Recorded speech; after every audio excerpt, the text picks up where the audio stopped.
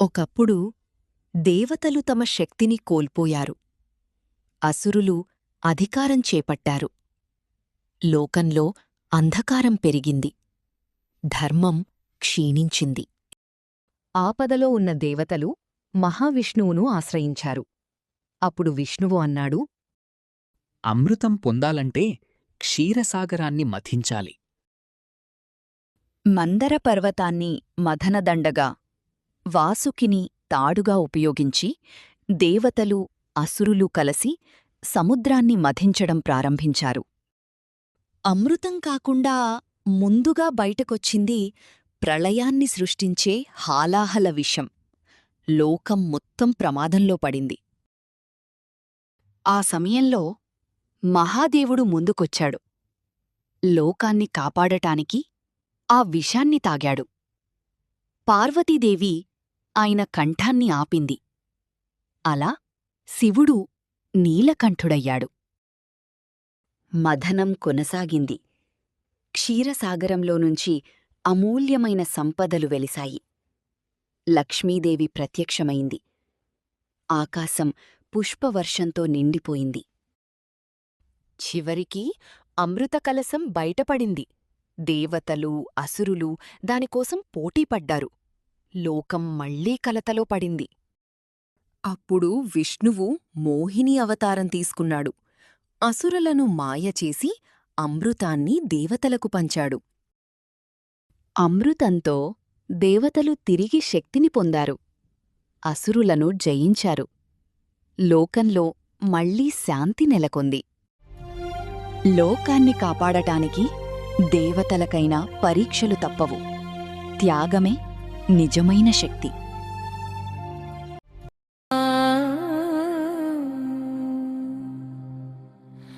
సముద్రం మదించగా శక్తులు లేవగా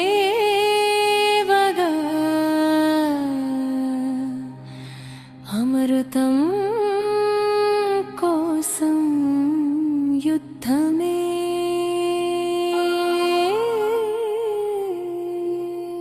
దేవాసురులు లాగగా అలలు ఎగసగా లోకం మొత్తం కంపించిందే. హాలాహలం వచ్చగా భయం పెరిగగా శివుడే కాపాడినాడే. నీలకంఠుడై నిలిచి లోకాన్ని రక్షించి త్యాగమే శక్తి అని చూపాడే.